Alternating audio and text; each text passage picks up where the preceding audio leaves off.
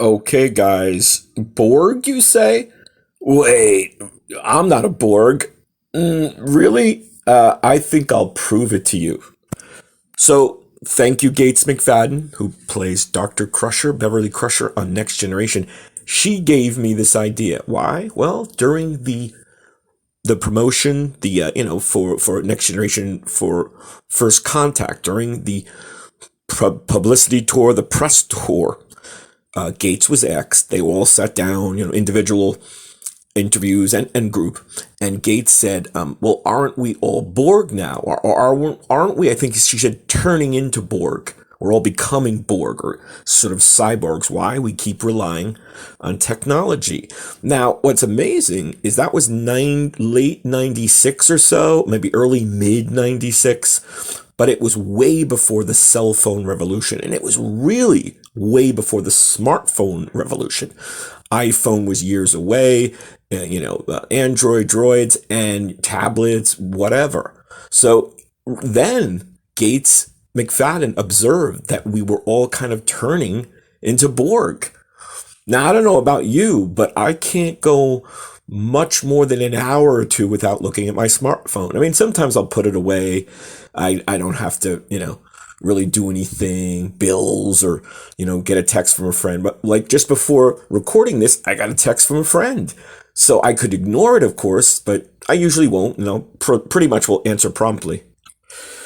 So aside from the sort of obvious thing, okay, yes, Will, we all know we use technology so much. We're constantly looking at a computer, laptops, smartphones, whatever. To me, the greater sort of issue and picture, and the biggest sort of psychological change, the transformation, is how we need these things. Like I said, I can't go beyond say an hour or two. I mean, if I really stretch it, maybe, but you have to answer texts at a certain point. You have to, answer or go on your apps for things. Say you're in a store and you're doing some rewards club. Now people pay a lot with, Apple Pay, Google Wallet. So what I'm saying is not only physically and in a day-to-day thing are we always sort of connected and using our devices, say like Borg implants, they're great, like Locutus. Picard became Locutus with his big, probing laser eye. Our brains, I think they've done studies, our brains are now wired more like for technology to need this or to maybe even miss it when we don't have it. So what's going to happen in 25 years, 50 years, even in the next decade, even in the next 10 years? What will people, be using? Will they be wearables? I mean, now we have smartwatches. Apple's Vision Pro is here, and there'll be more virtual reality or headset type of gadgets.